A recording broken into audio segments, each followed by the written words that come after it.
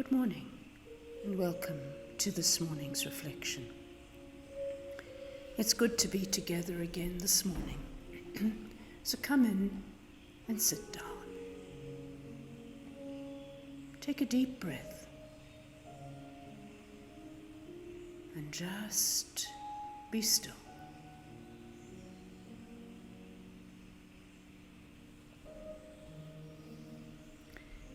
In Luke we read the following. When day broke, there was a meeting of the elders of the people, attended by the chief priests and scribes. He was brought before the council, and they said to him, "If you are the Christ, tell us." "If I tell you," he replied, "you will not believe me, and if I question you, you will not answer. But from now on the Son of Man will be seated at the right hand of the power of God." Then they all said, "So you are the Son of God then?" He answered, "It is you who say I am. What need of witnesses have we now?" And they said, "We have heard it for ourselves from his own lips." The whole assembly then rose, and they brought him before Pilate.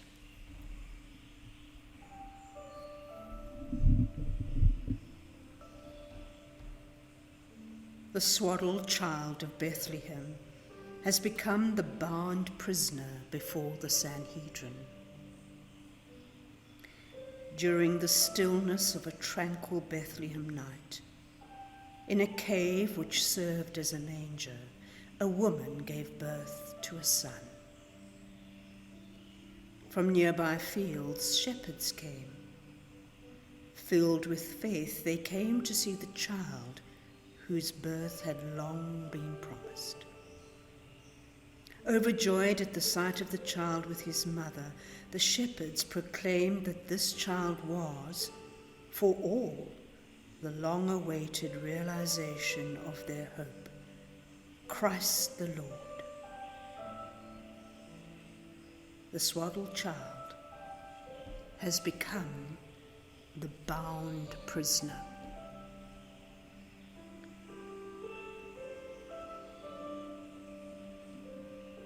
In the pre-dawn of Jerusalem morning, the Supreme Council of Official Judaism convenes.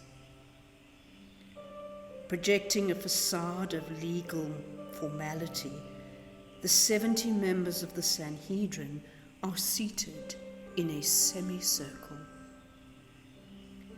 Within the council, long-time enemies, the Sadducees and Pharisees, have found a common focus for their hostility. "If you are the Christ, tell us." Contempt and prejudice are palpable as they vindictively direct charges toward their victim. At last, they have apprehended the one whom the people proclaimed to be their promised Messiah, the one whose presence they perceive as a threat to their power and influence. That one now stands before them.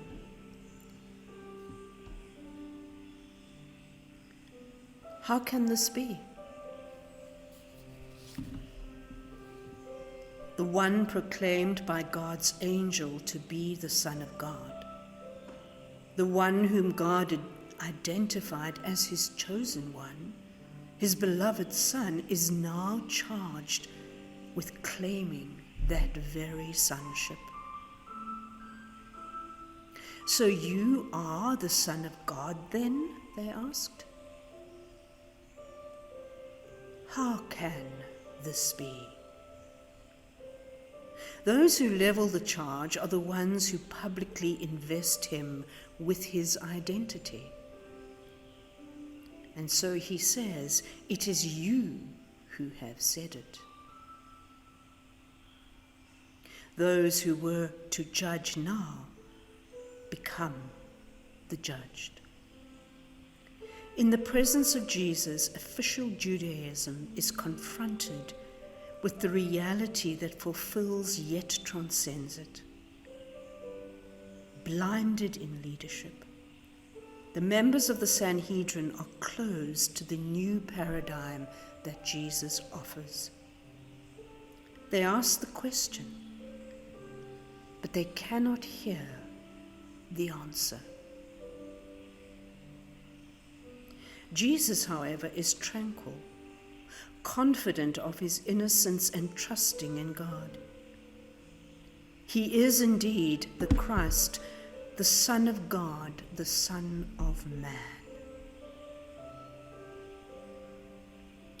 From now on, present to the church, seated at the right hand of God, he is the source of all transforming power.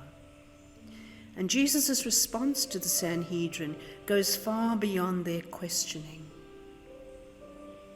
His suffering transcends all history. His spirit transforms all time.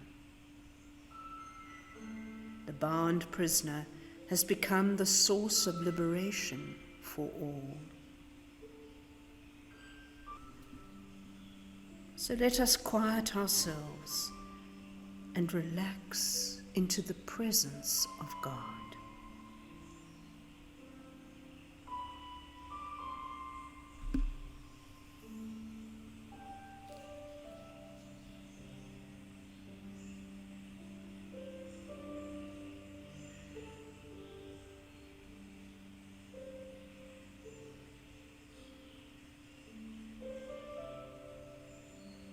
We ask God to allow us to enter into sorrow as we stay with Christ in his suffering, borne on our behalf because of his love for us. And so relax and center deep within yourself.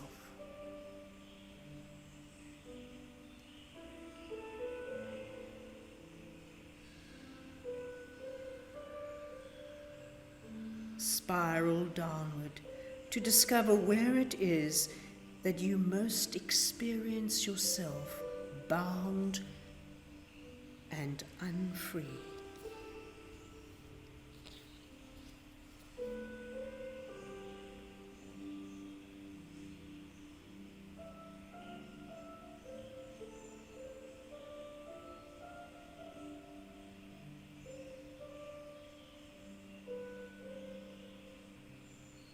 Become aware of your own lack of freedom.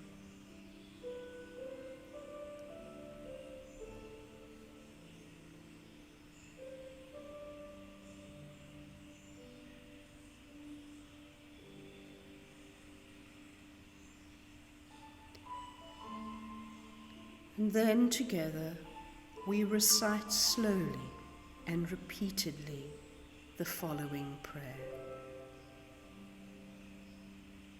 Lord Jesus Christ, Son of the living God, have mercy on me, a sinner. Lord Jesus Christ, Son of the living God, have mercy on me, a sinner. And now we transform it into a breath prayer, breathing in, Lord Jesus Christ, Son of the living God, breathing out, have mercy on me, a sinner. And continue that breath prayer for as long as you need.